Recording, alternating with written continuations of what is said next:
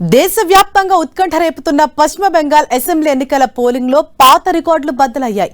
ఇక్కడ first phase polling లో ఏకంగా 92.59% వరకు పోలింగ్ నమోదైంది. ఈ స్థాయిలో పోలింగ్ నమోదు కావటంపై ఆశ్చర్యం వ్యక్తం కావటంతో పాటు ఈ పోలింగ్ ఎవరికి అనుకూలమనే చర్చ ప్రారంభమైంది. ఇటు తమిళనాడులో ఏకంగా 85% పైగా పోలింగ్ నమోదైంది. పశ్చిమ బెంగాల్ తొలి దశ ఎన్నికల్లో 92.59% పోలింగ్ నమోదైంది. గతంలో అంటే 2021 అసెంబ్లీ ఎన్నికల్లో 82.29% పోలింగ్ నమోదవగా 2016లో 83% పోలింగ్ నమోదైంది. 2011లో 84% పోలింగ్ నమోదైంది. అయితే ఈసారి పోలింగ్ పర్సంటేజ్ ఏకంగా 90% వరకు టచ్ అయ్యేలా ట్రెండ్ కనిపించడం విశేషం.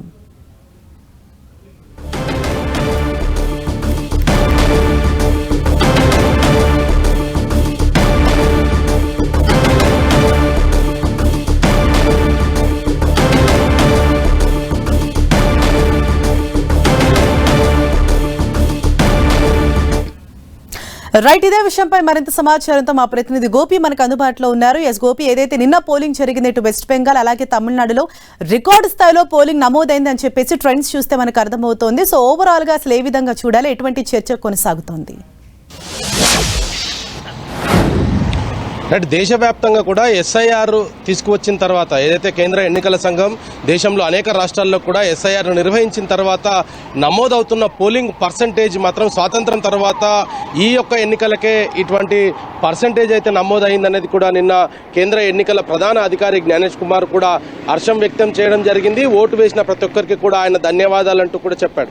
పశ్చిమ బెంగాల్లో ప్రశాంతమైన వాతావరణంలో 1-2 ఘటనలు మినహాయిస్తే పశ్చిమ బెంగాల్లో కూడా ఇప్పటి వరకు ఎన్నడూ లేనటువంటి ప్రశాంతమైన వాతావరణంలో ఈ యొక్క ఎన్నికలు జరిగాయి అనేది కూడా విశ్లేషకులు చెప్తూ ఉన్నారు. ఎప్పుడు కూడా ఇటువంటి ఓటింగ్ పర్సంటేజ్కి సంబంధించి కావచ్చు ప్రశాంతమైన వాతావరణంలో పశ్చిమ బెంగాల్ ఎన్నికలు జరగలేదనేది చెప్తున్నారు. ఎన్నికలకు సంబంధించి దాదాపు 8,000 సమస్యాత్మకమైన పోలింగ్ కేంద్రాలను గుర్తించి వాటన్నిటిలో కూడా కట్టుదిట్టమైన భద్రతను ఏర్పాటు చేశారు. కేంద్ర బలగాలతోటి కూడా పూర్తిగా పహారా కాయించిన పరిస్థితి కనబడుతుంది. ఇంకా ఓటర్లకు సంబంధించి చూస్తే మునుపెన్నడూ కూడా ఇటువంటి ఓటింగ్ నమోదు కాలేదు. కేవలం తమిళనాడు పశ్చిమ బెంగాలే కాదు, ఈ గత 5 రాష్ట్రాలకు ఏదైతే అస్సాము, కేరళ, పుదుచ్చేరి, పశ్చిమ బెంగాల్, అదేవిధంగా తమిళనాడు ఎక్కడ కూడా గతంలో నమోదు కానటువంటి పర్సంటేజ్ ప్రస్తుతం ఈ యొక్క ఓటింగ్ శాతము నమోదు అవ్వడం అనేది ఇది ఎస్ఐఆర్ నిర్వహించిన తర్వాత, అంటే బోగస్ ఓట్లు, తర్వాత మైగ్రేట్ అయిన వాళ్ళ ఓట్లు, చనిపోయిన వాళ్ళ ఓట్లు తీసేసిన తర్వాత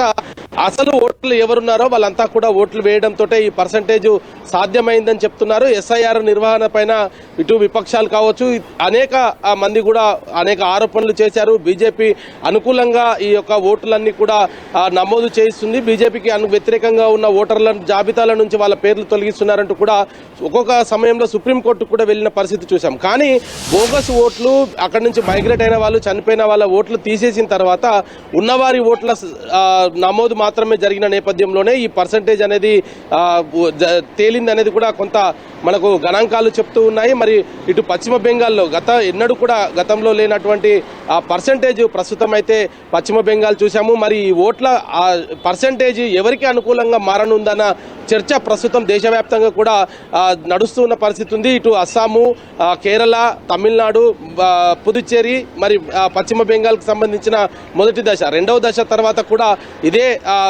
ఇదే రకమైన పర్సంటేజ్ అక్కడ కూడా రెండో దశలో కూడా నమోదు అవుతుంది అనేది కూడా విశ్లేషకులు అయితే చెప్తున్నారు. మరి మొత్తంగా చూసుకుంటే కనుక దేశవ్యాప్తంగా ఎస్ఐఆర్ నిర్వహించిన తర్వాత ఈ యొక్క ఓటింగ్ పర్సంటేజ్ మాత్రం గణనీయంగా పెరిగిందని చెప్పొచ్చు. హరీష్, ఎస్ గోపి, అంటే మెయిన్ గా ఈ 2 స్టేట్స్ లో అంటే ఇంత భారీ స్థాయిలో పోలింగ్ నమోదు కావటానికి అసలు ఏ ఫ్యాక్టర్స్ దోహదం చేశాయని చెప్పేసి విశ్లేషించుకుంటున్నారు? అయితే ముఖ్యంగా ఒకటి ఎస్ఐఆర్లో బోగస్ ఓట్లు తొలగించడము, చనిపోయిన వారి ఓట్లను తొలగించడము మొదటి అంశంగా చెప్తున్నారు. రెండవది నూతనంగా యువత, ఏదైతే 18 సంవత్సరాలు నిండిన యువత మొదటిసారి ఓటు వేసేందుకు వచ్చే వాళ్ళంతా కూడా ఉత్సాహంగా తమ ఓటుకు వినియోగించుకునేందుకు పోలింగ్ బూత్లకు రావడంతో ఈ పర్సెంటేజ్ అయితే పెరిగిందనేది కూడా విశ్లేషకులు చెప్తున్నారు. అయితే ఈ పర్సెంటేజెస్ లాభమా నష్టమా, అసలు ఎటువంటి పార్టీలకు ఏం లాభం చేకూరుతుందన్న ప్రశ్న ప్రస్తుతం అందరిలో తలెత్తుతుంది.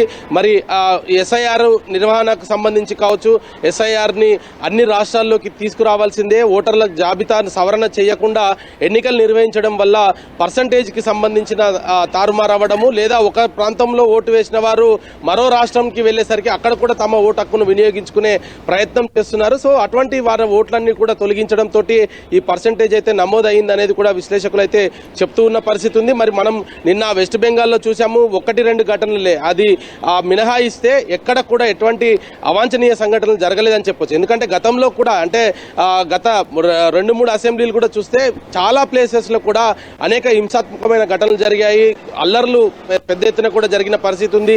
ప్రతి పోలింగ్ బూత్ వద్ద కూడా లాఠీ చార్జీలు చేసిన పరిస్థితి గత ఎన్నికల సందర్భంగా చూసాం. మరి ఈ ఎన్నికల నిర్వహణకు సంబంధించి అధికారులు పకడ్బందీగా ఏర్పాట్లు చేయడము, ఓటర్లు రావడం కోసం ప్రత్యేకమైన రైళ్లను ఏర్పాటు చేశారు.